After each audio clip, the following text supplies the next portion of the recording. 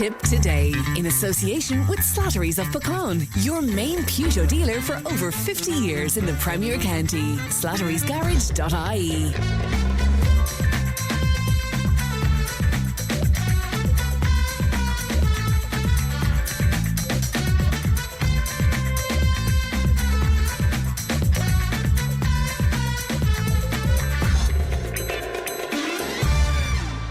Good morning and welcome to Tipp FM and Tipp today this Friday morning. Hope you're well wherever you are in the county or beyond. We've got a very action-packed show to bring you today. Leanne is by the phone lines and you can contact us here 083 311 3311 or 1800 938 007. I'm Stephen Gleeson in for Fran this week and I hope you'll stay tuned for the next 3 hours. We've got a very action-packed show today. Johnny Luby is on the way and we'll also hear from Deputy Alan Kelly, who will join us live from our Nina studio. And this week marks Children's Hospice Week.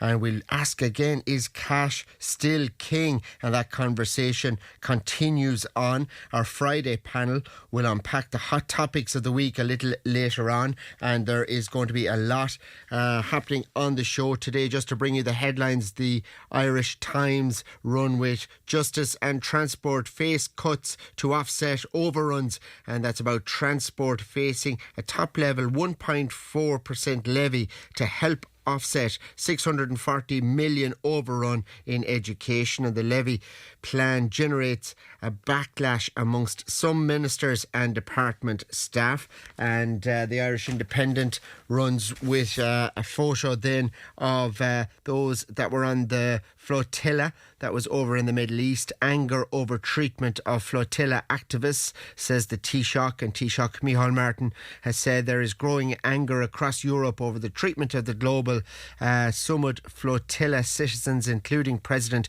Catherine Connolly's sister, Dr. Margaret Connolly, is pictured on the front of the paper getting off a plane with another activist on arrival in Istanbul airport following their deportation from Israel. So a lot happening in the news, and of course President Connolly is down in Clonmel today as well. So we have a lot to get through on today's show, but first off we're going to pay a very quick tribute to the great Liz Howard, who did so much for Tipperary Gaelic Games and so much for all involved in sport in Tipperary, and a very proud Gaelic Games lover and so much for the Camogie Association. So we'll hear from Liz and then we'll go live to Johnny Luby.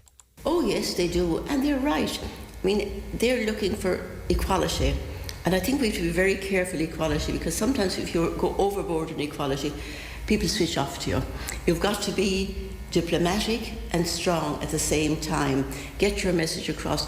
And you know, most counties, most hurling counties I can only talk about, are quite open, and you have to build up your relationships, because basically it's all about relationships at the end of the day. And that's what I found, that I had an into the GA, and they were fantastic.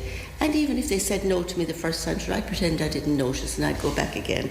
And as I say, I'd speak very highly of them. But the young women of today, they deserve more as well. Like in our day, you didn't ever think about expenses. It just wasn't a factor. Nobody had money. You just paid for whatever you got yourself. But I think the amalgamation with the GPA has been a positive, and I think Tom Parsons is very realistic. A little bit surprised that he said, oh, this is only going back 20 years. This actually was first mooted by Dr. Mick Loftus. And then, depending on the president of the day, it was either fashionable or put on the back burner. Joe McDonough probably was the next who was really fantastic. And he had such charisma as well, of course, that, you know, people came with him. Then we had a couple of presidents who weren't pro-Camogie, and they dismantled the agreement between the senior Camogie player and the under-21, which was very disappointing. And also we had offices in Croke Park, as had the ladies' football, and we were evicted there, which, you know, was disappointing, but we promised that we'll get back there. Yeah, I think amalgamation has to take part, but I think it's going to take a huge mindset on the part of all three organisations. Attitudes have to change, my attitude has changed over the years. I wasn't always for it, but when you look at it logically and when you talk to more people and when you see what the young women want, they want it, and they're back to the players. But there will have to be a huge mindset, and there'll have to be very, very, wise people sitting down, because the devil will be in the detail, as they say. But I'm positive. May she rest in peace. Liz Howard there. Johnny Luby joins me in studio. Liz was a great Tipperary starlet over the years, Johnny, and a trailblazer for the Camogie Association, and everyone involved in Tipperary GAA has passed on their sympathy as well. That's right, yes, Dave. Sympathies to the Howard family and their relatives, neighbours and friends on the death of Liz Howard. A wonderful spokeslady, well able to get her points across, and she was very much involved as such with Tipperary GAA, but I think her dad played hurling with Limerick, Gareth Howard. And that, and of course, she played Camogie in Clare and in Dublin, outside of playing with the Blue and Gold of Tipperary. She was, what would one say, as I said, a tremendous spokesperson. And Camogie is certainly far better off now with all the things that Liz has brought to the top table. As I said, she'll be missed. There's no question about it. I met her on numerous occasions at the Galway races, and indeed one day in Thurles back a good few years ago. My brother-in-law, Jim Ryan Sandy, who's dead now, the Lord of Muslim, was chairman of the West Board, and seemingly at half-time, like, you could go in for tea and sandwiches and all of that. It was one of the first times I met her, you see, and I was sitting in Jim's seat in the alcove, or the VIP section in Thurles, and she did. How did they let you in, Johnny? I don't know. Sandy had gone out to the toilet. She just said, James, that was me. She obviously didn't know Sandy. Would you like a cup of tea and a sandwich? I said, I'd love it. Yeah, thanks very much. I'm coming home in the car. Sandy said, Jess, I thought we were supposed to get tea and sandwich. I said, I got him. So one of the only times I've ever pulled a stroke on Jim, but Liz Howard then was part of the Sunday game in the early years. I didn't realise that until last night. I saw it on television, and she was well able to articulate situations and that, and our thoughts are with the family. Fair play. May she rest in peace, Liz Howard.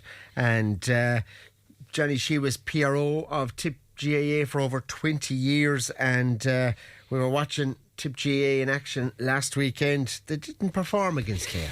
Yeah, that was it. It just didn't perform on the day. Liam Cale was disappointed with the performance. Sometimes if you're beaten but you get a performance, that's what it's all about. But we just didn't get, for one reason or another. I certainly wouldn't be the one to knock Tipperary hurling. I mean, they won us in All-Ireland last year against the odds, and they performed brilliantly in many of the matches last year. But I suppose if one looks at Clare the year before, when they were beaten in the All-Ireland, when they won the All-Ireland against Cork last year, they weren't one of the three teams then to come out of Munster. Yeah. So Brian Lohan and his lads involved with him, they were more than disappointed. He just said the day that that Tipperary beat Clare below in Ennis, and it was quite a hard game. He said, look, not making excuses, we were short one or two players and things like that, but he finished up by saying Tipperary are actually quite good. Now, it was on the Irish Examiner, and I just said to myself, Jesus, there must be something in this Tipperary team that Brian Lohan is after seeing. Like, they were well able to dog it out below in Ennis, which can be a tough situation, but just disappointing for the lads, because they have trained hard, and that all the panel of 30 odd players or whatever is there, they have given their utmost, they've sweated blood and tears. They're going up and down hills and valleys and dales and every place else, and in training then 2 or 3 nights a week, and you may be sure that they weren't just playing tap ball. It was training, but for one reason or another it just didn't happen, and you just get on with it, and that's it. And the Miners had a good win. They brought silverware to the county. They did, team yeah. And that's absolutely fantastic. You know, that they're gone into an All-Ireland semi-final or quarter-final, whatever it is. Young Collins from bench is the captain and playing quite well at cornerback. And of course, our own man in Golden, James Finn, is centre-back. He went to school in Golden. His dad is from Kerry. But married. His grandmother would be one of the Ryan Hurleys from Knockavilla, Doneski, big into the hurling. And that was a fantastic result. And our under-20s, we say, got to the Munster final again against Clare. But as Liam Cahill said, we have a tremendous underage structure coming through. It's well got. But we need them to come a step further.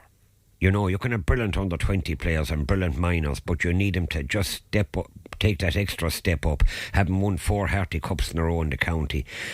There is definitely light at the end of the tunnel. You know, so hopefully another year I'm delighted that Liam is there for another year. Didn't because I know him fairly well. I'd call it like himself. We'd call a spade, and he does call a spade. You know, he's the one guy.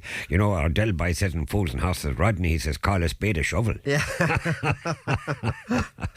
But overall, but for the Camogie team last Sunday, it was brilliant for James Heffernan and the people involved with him to beat Waterford. You know, they had got to an All-Ireland final, but the Tipperary ladies, and I was going to use the word dogged it out, they showed skill and determination and got wonderful scores. Great team, yeah. Oh, bloody great, you know, and I suppose they're drawn in as such in my book in the group of death in the All-Ireland. I think it is with Waterford again and Galway and Cork, like 3 top-class teams. Yeah, very difficult. Very difficult, you know. But look, they have won their Munster medal, and that you may be sure James will leave no stone unturned to win what they can as well, you know. And our footballers then are out this weekend. The very best of luck to them. They travel up north. That's the hard luck of having to travel up to Sligo the first day and up north then to Antrim to take on Antrim. Not an easy draw. Yeah. I'm looking forward to it now. I'm going up for commentary on Sunday. Oh yeah, it's a good trip, road trip. No, on Tipp FM, you'll probably go up on Friday night and dog it out in Natchville Park, you know. But, Europa Hotel, is that the one in Belfast? Yeah, that's right, yeah. But look, hey, they have wonderful footballers in Tipperary. Like, at times they do play fantastic football. You know, and it's just to keep it up, and like this is another learning process as well, because they are coming, there's no question about it. It'll take them a year or two again, you know, but the best of luck to them when they go up north on Sunday. And hurlers then the same day against Limerick, dead rubber game now though. Well, the GA Go made sure of that, didn't they? Because they're not showing it. They're not showing it. Imagine they're not showing it in this day and age. It's scandalous, and nothing short of scandalous. Seemingly RTE offered the GA the Tipp Clare game last Sunday, and they wouldn't take it for whatever reason, because they wanted lads to pay for the GA Go. So they had 32 or 3,000 in Tullis last Sunday, and they wanted another maybe 100,000 paying the GA Go to go and watch it on GA Go.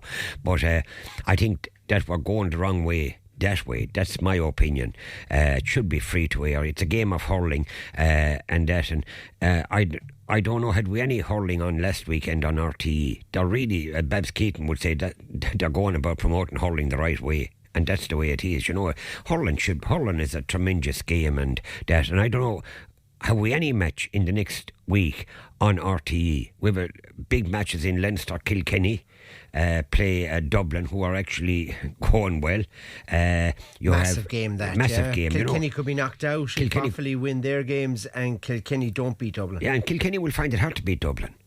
Dublin are there or thereabouts.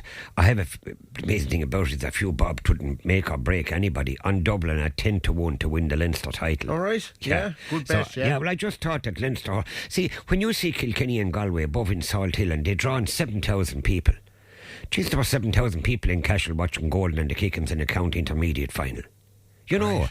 And here's Kilkenny going up to Galway and drew something around 7,000. Munster hurling is a bonanza for the GA. It is worth them 10 million.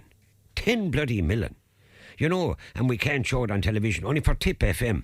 we wouldn't have a comment or anything else. And their boys are fantastic, you know, they breathe a bit of life into it and that. And at times they give you more hope. You're listening to Paul Carroll, and then when he has the ball 13 yards out in front of goal, a shot, next thing is my bloody mobile goes off. Had to answer it. There's Nellie O'Connor ringing about the bloody festival in gold. Yeah. Anyway, that's the way it is. And Johnny, the Heineken Cup final is on this weekend, and there's a bit of Tipperary involvement this weekend in the rugby. That's right, yeah. Ulster play tonight. That'll be a big game. It's the call it the Talton Cup, for the want of a better name, and they're in the final. That they'll be very hard to beat. Young Flannery from Bench started off above in Kilfeacle under 7, 8, 10 and 12 and 13, and then went to Rockwell College. He's on the panel tonight. And then of course you have young Osborne from Kildare, but parents were from, one of the parents was, the mother was a Tullis lady, and of course the grandfather was the great Bill Fogarty. He was head man in Ballydial for years, so we know where to go looking for a ticket now for matches and things like that. Billy the Ship would be another one of them. What a name, Billy the Ship. You'd love to be doing commentary with Billy the Ship playing. Yeah, I could picture a man tomorrow, please God, when he's playing for Leinster, and Osborne has the ball. He's 14 yards, he drives forward and he passes the ball out to Billy the Ship. Yeah, they were the days, yeah. It's a huge weekend for sport then. If you look at it, you have all these games on, and also the Greyhounds and the Stakes final is on this weekend too. That's Johnny. right, Jeff, Stevie.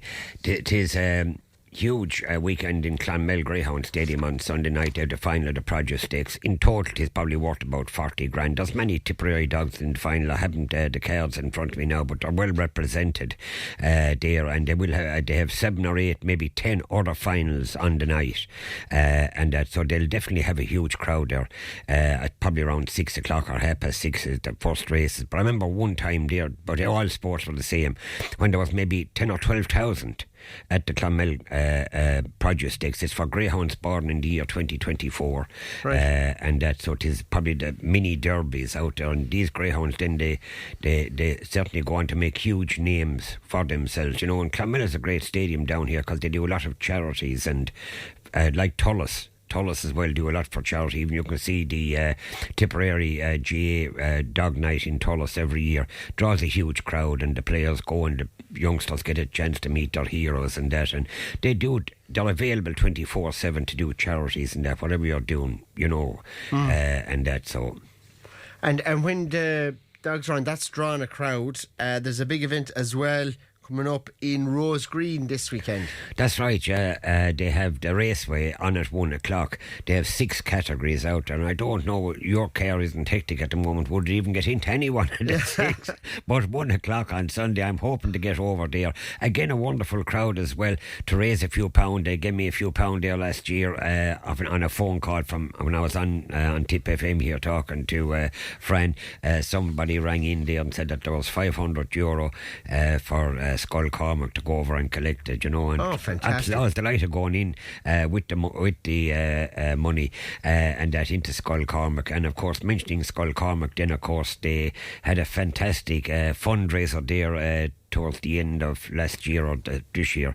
Oh, that was great. I met you inside there that day right, at the presentation. I was doing a piece here with Fran on it. Yeah, it was unbelievable. Like, I mean, like they were talking about even 80, just say doing 80,000, and Lorraine Lowry, she's the head girl in there, she rolled her eyes up to heaven. She says, where are they getting a figure like that? And the next thing is, it went up to 170 or 80,000. It was absolutely fantastic. Cashel Rugby Club had a big part to play in as well, because they gave their facilities for a great day of bopping for our buses and that, and they had a sports day there for the youngsters that go to Skull Cormac, so it was absolutely fantastic. 4 buses that time, Johnny, was it? That's, yeah, well, it could have been, yeah, it could have been, they were going to buy, I think it's probably 5 buses, maybe 6. All right. Yeah, but the big ones were the ones with the lift that youngsters would get a chance of, because the likes of the lads that work in there, they'd find it hard to lift the wheelchairs and that up into the buses, which doesn't appear right in this day and age. So now they got the lifts and they just press a button, and they went off for a drive with him the first day.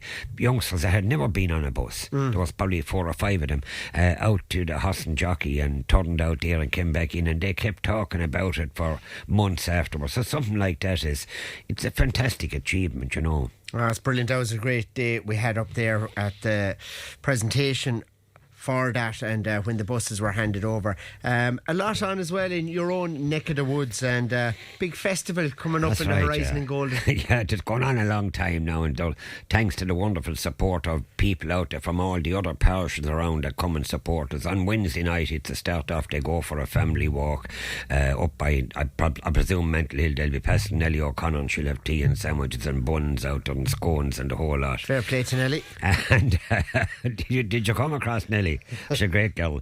And that's Wednesday evening then, and they have the kiddies disco, and on Thursday evening then they have the drive-in bingo. Nellie is the organiser there, and our local guard, Mr. Nugent, would be there as well to see. They're on the hurling field, so once the ground is dry, it's a fantastic setup there.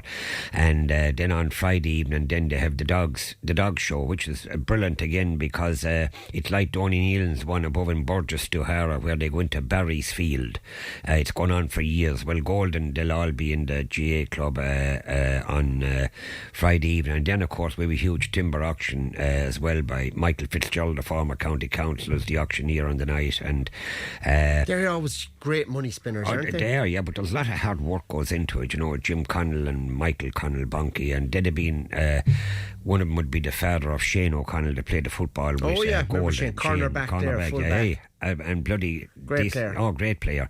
And Jim then would be his uncle, and Jim is probably the leader of the timber, which isn't an easy job. You know, it's all okay to see it in trailers, but the amount of sweat and blood and tears and the whole lot that they do getting it that far. And of course then they have to get a loan of 60 or 70 trailers, and you have to write fellas' names on them, and if you buy the timber then we'll just say you're living above it. They'd be hoping that you weren't living above in the arsehole or Tipperary in Upper Church Drumbay, and they would have to bring the trailer back up to you. They'd be hoping you'll come down and buy the trailer load, and you have your own trailer. That would be a lovely idea, but that don't happen. So they drive around Ireland with it. Yeah, so they have then on Saturday this song or bingo music or something, and that so it's probably look. They'll get crowds in Golden, like it is brilliant for the locals there, whether it is Sir Owen's or the Bridge House or Tooheys. It's marvellous for them to have a bit of life around the place, so hopefully it goes well for them and the weather stays fine. It'll be busy. I was in Thurles yesterday, and I heard you were knocking around the school there, and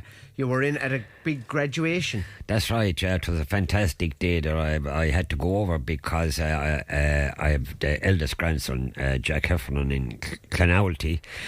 He was, I was going to say getting confirmed, but that's not the word. He was getting his graduation paper and that, and it was a marvellous day. It went on for roughly an hour and a half with a beautiful priest of great with youngsters, Father Walton I think it was, and then you had the principal, Mr. O'Donnell, and Mr. Carroll. They were saying a few words, and the youngsters, Tiernan and Ryan and them, they just spring to mind because they're into the hurling and that kind of thing. And hey, it was a great day, and they went across into the hallway for tea and sandwiches and scones and that. So it was a wonderful day for them, maybe 70 odd youngsters, and to wish them the very best of luck and that. And look, there's always a job out there for everybody. You can just do your best in the leaving cert. I mean, I'm probably the only one in Ireland who got on well the first time in 72, and I was born in July, so then July was the cut-off point for the Harty Cup, and then the superior brother Malone, he was big into the hurling. He asked me would I come back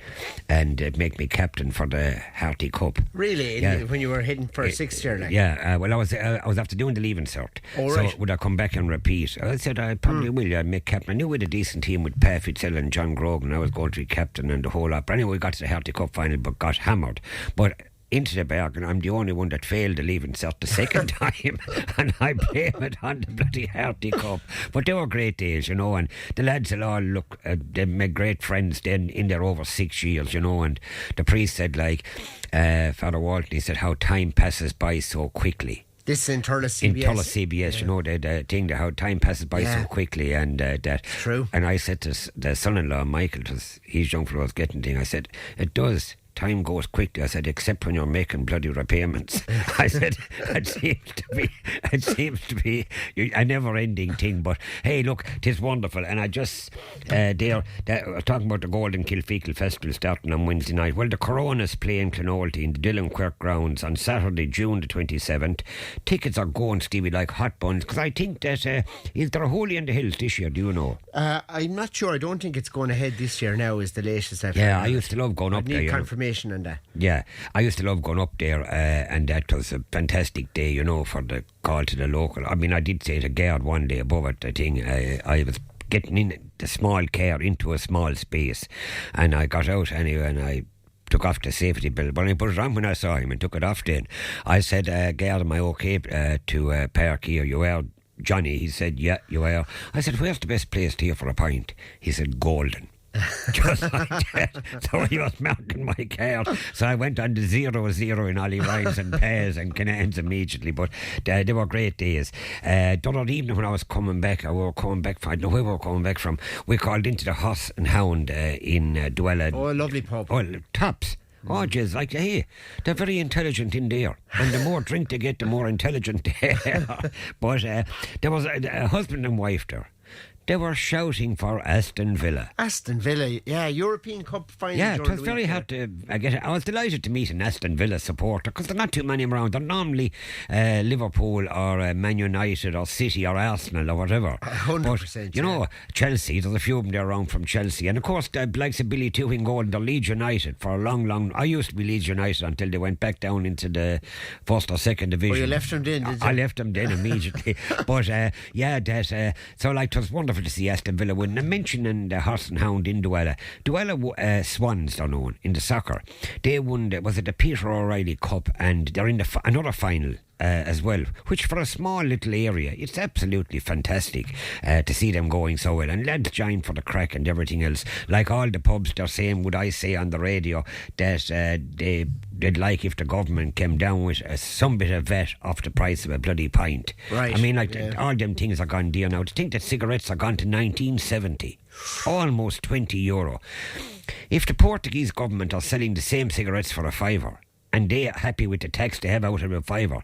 So that's what's wrong with the Irish government. They're not able to handle all the money that they're getting in. Yeah, and then we're seeing, you know, the issues there that we've been talking about during the week as well, and Irish water being misspent. Irish water, Irish rail. Mother of God above tonight, what's going on is unbelievable.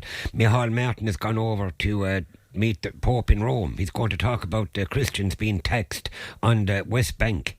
What about the Irish people, Christians here, and we paying tax more than you and I? But anyway, that's only my thing. But yeah, we called into the Dove Hill in Kilsheelan. You know that place? They're coming back the other day. Oh, they do a lovely carvery in there. That's yeah. right. I hadn't time for the carvery, but my missus, I was collecting on Waterford and that. So we called into the Dove Hill, and that's so I opened the door for her. Being a perfect gentleman after 46 years of marriage, I said I better do something right. But anyway, I opened the door for her, and next thing was two ladies were getting out of his car again, and I held the door, and it took them about a minute to get over, and one woman was halfway over when she discovered she left her handbag inside, so she ran back to the car, but I held the door open for the first one, and the second one then was running. I put up my hand, I said, stop, do you realise? I said, I'm getting paid here. I says, to open the door for you. That's all I said. She says, are you the man on the radio? I said, yeah, that's me. She said, I said, don't mind listening. I said, just turn it off when I'm on. But what else have I to say? Now, I want to know, Stevie, because you're the head man now here.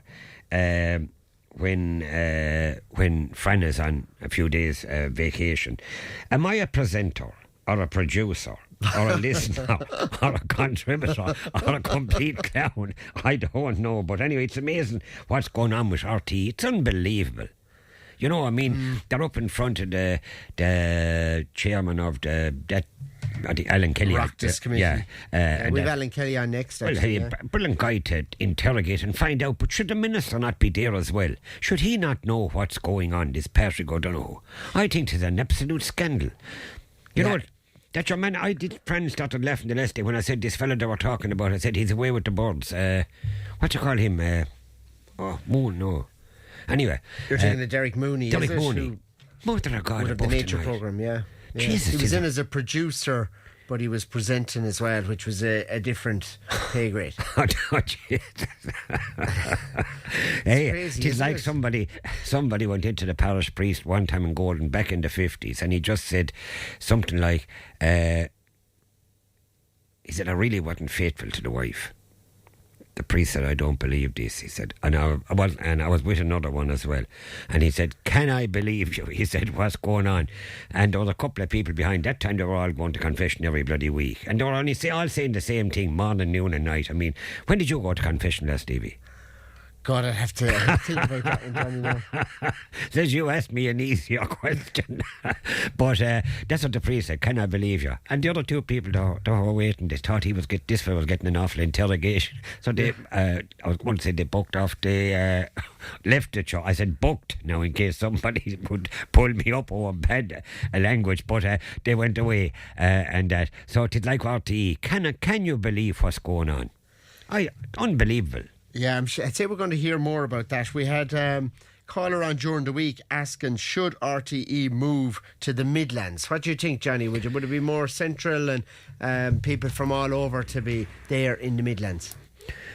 Yeah, but I don't know, the Midlands be able to cope, or they don't want the pressure of that on top of them. And many is working in RTE, and they all getting expenses to come up and down to the Midlands. Now, I know they're getting it, but most of them are based in Dublin, I would hope. But look, what's going on, Stevie?